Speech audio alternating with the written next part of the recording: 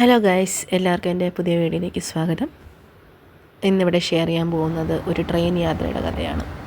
ഞാനും എൻ്റെ അമ്മയും സിസ്റ്ററും അവളുടെ ഫാമിലിയൊക്കെ കൊച്ചിയിലേക്ക് 21-ാം തീയതി ഒരു പോയറ്റ് മീറ്റിൻ്റെ ആവശ്യത്തിന് പോയിട്ടുള്ള ഒരു കഥയാണ്.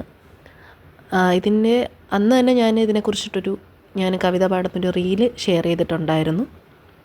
അപ്പോൾ ഇനി അതിൻ്റെ ഒരു തുടർച്ചയെന്നോണമാണ് ഞാനിന്ന് ഈ വീഡിയോ ഷെയർ ചെയ്യുന്നത്. അപ്പം എനിക്കും എൻ്റെ ചേച്ചിക്കും അവിടെ ഒരു അംഗീകാരം ലഭിക്കുകയുണ്ടായി. ഞങ്ങൾ തന്നെ എഴുതിയ ഒരു കവിത അവിടെ പാടാൻ സാധിച്ചു. ആദ്യം തന്നെ ദൈവത്തിനോടാണ് നന്ദി പറയുന്നത്. അപ്പം ഞാനും എൻ്റെ അമ്മയും അധികം അങ്ങനെ ട്രെയിനിലായാലും ദൂരത്തോട്ടൊന്നും അങ്ങനെ പോയിട്ടില്ല. അപ്പം ഇങ്ങനൊരു അവസരം കിട്ടിയപ്പോൾ തന്നെ ഞങ്ങൾക്കത് വളരെ സന്തോഷമായി. നമ്മൾ രാവിലെ ഒരു 3 മണിക്കാണ് വീട്ടിൽ നിന്ന് ഇറങ്ങിയത്. 3:40 ട്രെയിനായിരുന്നു. ഒരു 7:48 മണിയോടടുപ്പിച്ച് ഞങ്ങൾ കൊച്ചിയിൽ എത്തി. അതിനുശേഷം SVD എന്ന് പറയുന്ന സ്കൂളിലായിരുന്നു ഈ പ്രോഗ്രാം ഉണ്ടായിരുന്നത്. അപ്പോൾ ഞങ്ങൾ അവിടോട്ട് പോയി. അതിന് മുന്നേ ഫുഡ് കഴിച്ചു, എന്നിട്ട് അവിടോട്ട് പോയി. അത് കഴിഞ്ഞ് വൈകുന്നേരം വരെ പരിപാടികളൊക്കെ ഉണ്ടായിരുന്നു. പക്ഷെ നമുക്ക് അത്രയും നേരം നിൽക്കാൻ പറ്റാത്തതുകൊണ്ട് ഞങ്ങളുടെ വീട്ടിൽ ട്രിവാൻഡ്രത്താണ്. അപ്പോൾ ട്രാവൽ ചെയ്ത് വരണമെന്നുള്ളതുകൊണ്ടും ഞങ്ങളവിടെ നിന്ന് ഇറങ്ങി. ഉച്ചയ്ക്ക് ഇറങ്ങി. പിന്നെ മെട്രോ, എനിക്ക് ഫസ്റ്റ് ടൈമായിരുന്നു മെട്രോയിൽ കയറുന്നത്.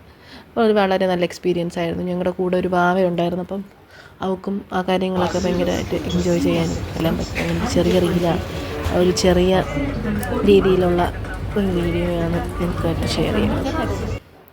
അതുപോലെ തന്നെ ഭയങ്കര നോട്ടബിളായിട്ട് എനിക്ക് തോന്നിയൊരു കാര്യം, മലയാളത്തിലെ തന്നെ എക്കാലത്തെ മികച്ച ഒരു കവി അല്ലെങ്കിൽ എഴുത്തുകാരൻ എന്ന് പറയുന്നോണം CP സാറിനെ നമുക്കവിടെ വെച്ച് കാണാൻ പറ്റി. അത് അദ്ദേഹത്തിൻ്റെ കൂടെ അന്നൊരു ചിത്രം പകർത്താൻ സാധിച്ചതും വളരെ സന്തോഷമുള്ളൊരു കാര്യമാണ്. അപ്പോൾ ഇത്രയൊക്കെ ഉള്ളൂ. കുറച്ച് ഫോട്ടോസ് ഇതിൽ ചേർക്കുന്നുണ്ട്, ഞങ്ങൾ പോയിട്ടുള്ള ഫോട്ടോസ് ഇതിൽ ചേർക്കുന്നുണ്ട്. അപ്പോൾ ഇത്രയൊക്കെ ഉള്ളൂ ഞങ്ങളുടെ ചെറിയ സന്തോഷങ്ങൾ. ഇനിയും ഇത്തരത്തിലുള്ള വീഡിയോ ഇടാൻ സാധിക്കട്ടെ എന്ന് ഞാൻ ആശിച്ചുകൊണ്ട് നിർത്തുന്നു.